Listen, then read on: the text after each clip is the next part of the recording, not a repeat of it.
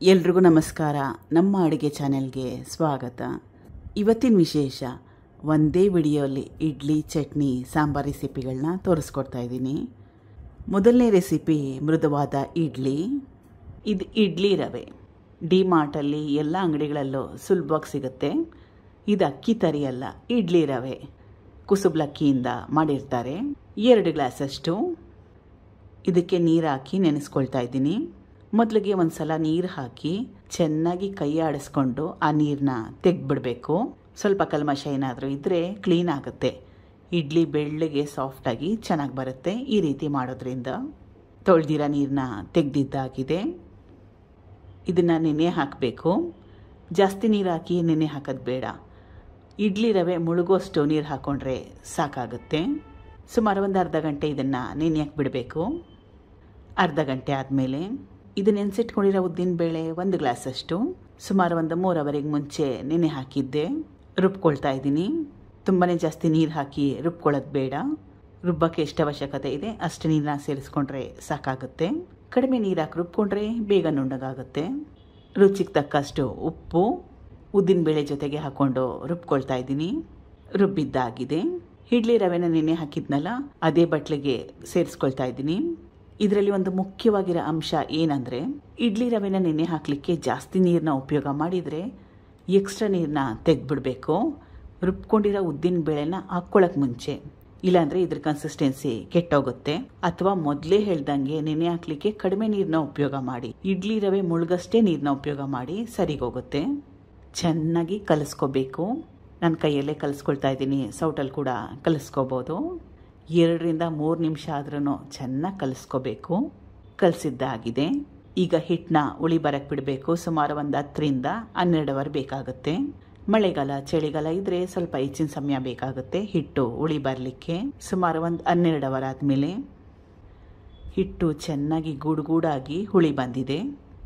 ತುಂಬಾ ಜೋರಾಗಿ ಕಲಿಸ್ಕೊಳಕ್ಕೆ ಹೋಗಬೇಡಿ. ಹಗುರವಾಗಿ ಕಲಿಸ್ಕೋಬೇಕು. ಉಪ್ಪನ್ನ ನಾನು ಮೊದಲೇನೆ ಹಾಕಿದ್ದೆ. ಕನ್ಸಿಸ್ಟೆನ್ಸಿ ಗಟ್ಟಿಯಾಗಿದ್ದರೆ ಸ್ವಲ್ಪ ನೀರನ್ನ ಹಾಕ್ಕೊಂಡು ಅಡ್ಜಸ್ಟ್ ಮಾಡ್ಕೋಬೇಕು. ಇಡ್ಲಿ ಪ್ಲೇಟ್ಗಳಿಗೆ ಮೊದಲೇನೆ ಎಣ್ಣೆನ ಸವರಿಟ್ಟಿದ್ದೆ. 10 ನಿಮಿಷ ಐ ಫ್ಲೇಮ್ನಲ್ಲಿ ಸ್ಟೀಮ್ ಮಾಡ್ಕೋಬೇಕು. ಹಬೆಯಲ್ಲಿ ಬೇಯಿಸ್ಕೋಬೇಕು. ಇಡ್ಲಿನ ಹಬೆಯಲ್ಲಿ ಬೇಯಿಸಿದ್ದಾಗಿದೆ. ಇಡ್ಲಿನ ಸ್ಟೀಮ್ ಮಾಡ್ಕೊಂಡ್ಮೇಲೆ ಮತ್ತೊಮ್ಮೆ ಸುಮಾರು ಒಂದು 5 ನಿಮಿಷ ಬಿಡಿ, ಇಡ್ಲಿ ಕರೆಕ್ಟಾಗಿ ಸೆಟ್ ಆಗಲಿ.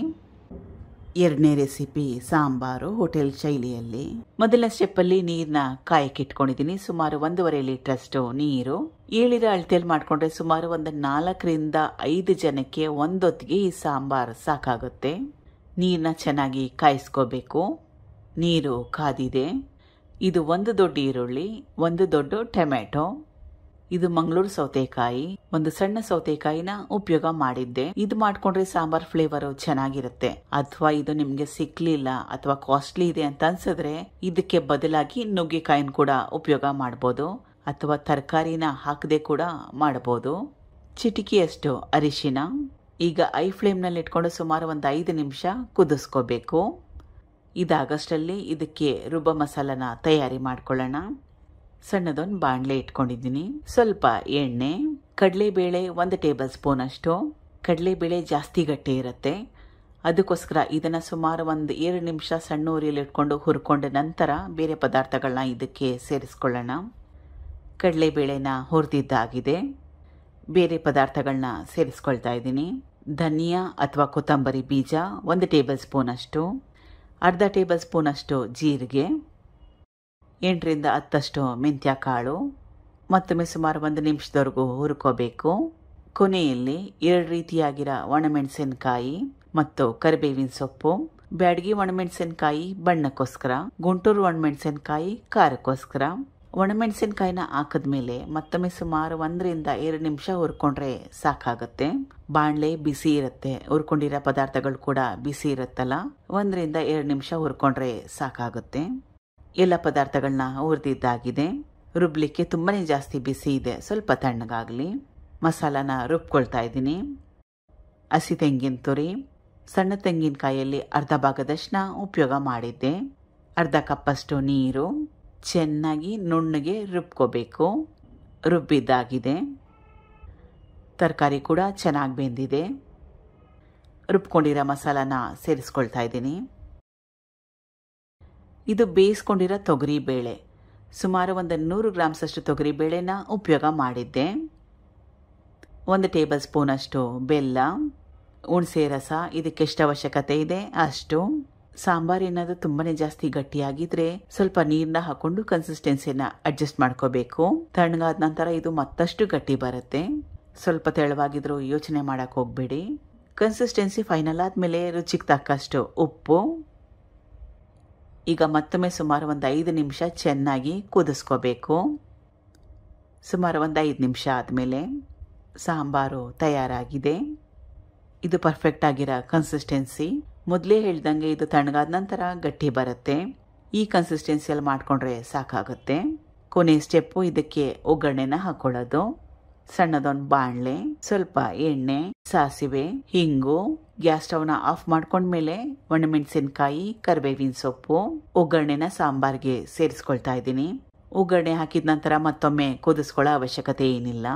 ಈಗ ರುಚಿಕರವಾಗಿರೋ ಹೋಟೆಲ್ ಶೈಲಿಯಲ್ಲಿ ಸಾಂಬಾರು ತಯಾರಾಗಿದೆ. 3ನೇ recipe chutney, hotel style chutney. ಮೊದಲನೇ ಸ್ಟೆಪ್ಪಲ್ಲೇ ರುಬ್ಕೋಬೇಕು. ಕಟ್ ಮಾಡಿ ಇಟ್ಕೊಂಡಿರೋ ಕಾಯಿ ಚೂರುಗಳು, ಅದೇ ಬಟ್ಲಲ್ಲಿ 1 ಬಟ್ಲಷ್ಟು ಹುರ್ಗಡ್ಲೆ ತುರಿದು ಕೂಡ ಉಪಯೋಗ ಮಾಡ್ಬೋದು, ಸಣ್ಣದಾಗಿ ಕಟ್ ಮಾಡಿ ಕೂಡ ಉಪಯೋಗ ಮಾಡ್ಬೋದು. ಅದೇ ಬಟ್ಲಲ್ಲಿ 1 ಬಟ್ಲಷ್ಟು ಹುರ್ಗಡ್ಲೆ. ತೆಂಗಿನಕಾಯಿ ಕ್ವಾಂಟಿಟಿ ಕಡಿಮೆ, ಹುರ್ಗಡ್ಲೆ ಕ್ವಾಂಟಿಟಿ ಜಾಸ್ತಿ, 1:2 ಪ್ರಪೋರ್ಷನ್ ಥರ. ಹಸಿರು ಮೆಣಸಿನಕಾಯಿ 3, ಸ್ವಲ್ಪ ಹುಣಸೆ ಹಣ್ಣು, ರುಚಿಗೆ ಎಷ್ಟು ಅವಶ್ಯಕತೆ ಇದೆ ಅಷ್ಟು, ಸ್ವಲ್ಪ ಕೊತ್ತಂಬರಿ ಸೊಪ್ಪು, 1 ಒಣಮೆಣಸಿನಕಾಯಿ. ಸ್ವಲ್ಪ ಒಣಮೆಣಸಿನಕಾಯಿನ ಬಿಸಿ ಮಾಡಿ ಉಪಯೋಗ ಮಾಡಿದ್ರೆ ಒಳ್ಳೆಯದು. ಉಪ್ಪು ರುಚಿಗೆ ತಕ್ಕಷ್ಟು, ಅರ್ಧ ಬಟ್ಲಷ್ಟು ನೀರು. ಕಡಿಮೆ ನೀರಾಗಿ ರುಬ್ಕೊಂಡ್ರೆ ಬೇಗ ನುಣ್ಣಗಾಗುತ್ತೆ. ರುಬ್ಕೊಂಡಿದ್ದಾಗಿದೆ. ಮತ್ತೊಮ್ಮೆ ಸ್ವಲ್ಪ ಕೊತ್ತಂಬರಿ ಸೊಪ್ಪನ್ನ ಸೇರಿಸ್ಕೊತಾ ಇದ್ದೀನಿ ಕೊನೆಯಲ್ಲಿ. ಮೊದಲನೇ ಸಲ ಕೊತ್ತಂಬರಿ ಸೊಪ್ಪನ್ನ ಹಾಕೊಂಡಾಗ ನುಣ್ಣಗೆ ರುಬ್ಕೊಂಡ್ಬಿಡ್ಬೇಕು. ಅದರಿಂದ ಸ್ವಲ್ಪ ಹಸಿರು ಬಣ್ಣ ಬರುತ್ತೆ, ಚೆನ್ನಾಗಿರುತ್ತೆ. 2ನೇ ಸಲ ಕೊತ್ತಂಬರಿ ಸೊಪ್ಪನ್ನ ಹಾಕೊಂಡ್ಮೇಲೆ 1 ರೌಂಡ್ ಮಿಕ್ಸಿ ಹಾಕೊಂಡ್ರೆ ಸಾಕಾಗುತ್ತೆ. ಈ ರೀತಿ ಮಾಡೋದ್ರಿಂದ ನೋಡೋಕ್ಕೂ ಚೆನ್ನಾಗಿರುತ್ತೆ, ಫ್ಲೇವರ್ ಕೂಡ ಚೆನ್ನಾಗಿ ಬರುತ್ತೆ. ಅಥವಾ ಒಂದೇ ಸತಿ ಕೂಡ ಹಾಕ್ಕೊಂಡು ಚೆನ್ನಾಗಿ ನುಣ್ಣಗೆ ರುಬ್ಕೋಬೋದು. ನಿಮ್ಗೆ ಯಾವ ರೀತಿ ಇಷ್ಟ ನೋಡಿ ಆ ರೀತಿಯಾಗಿ ಮಾಡ್ಕೊಳ್ಳಿ. ಒಗ್ಗರಣೆ ಅವಶ್ಯಕತೆ ಇಲ್ಲ, ಇಷ್ಟ ಇದ್ದರೆ ಒಗ್ಗರಣೆನ ಹಾಕ್ಕೋಬೋದು.